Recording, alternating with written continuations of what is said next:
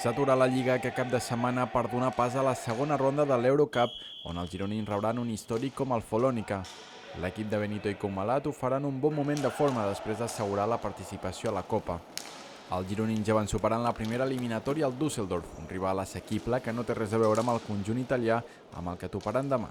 Alemanya era un nivell, evidentment el Folònica només per galons, per història, per jugadors i per l'entrenador, per l'Enrico, és un altre tipus de rival. Però nosaltres estem bé i estem molt il·lusionats amb aquesta competició perquè és un títol que el volem lluitar i el volem competir bé i Déu dirà el que podem fer. Però és veritat que és una eliminatòria de 2 partits i l'hem de saber jugar contra un rival molt dur. Tot i els galons del Folònica, l'equip italià no atravessa un bon moment. El conjunt dirigit pel gran Enrico Mariotti ja va patint la ronda prèvia contra el Montreux suís, mentre que la Lliga domèstica fa 6 partits que no guanyen. Tot i això, Palau esperen un rival complicat i són conscients que la tornada a Itàlia pot ser perillosa.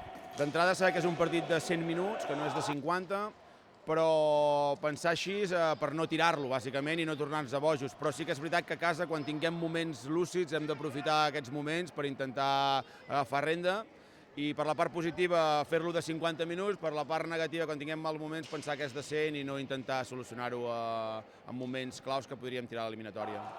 Els gironins no podran comptar demà a 2:15 del vespre amb David Carles per una lesió a la zona de les costelles que el deixarà fora 2 setmanes i, per tant, es perdrà un calendari complicat, amb Caldes i Reus dimarts i divendres de la propera setmana.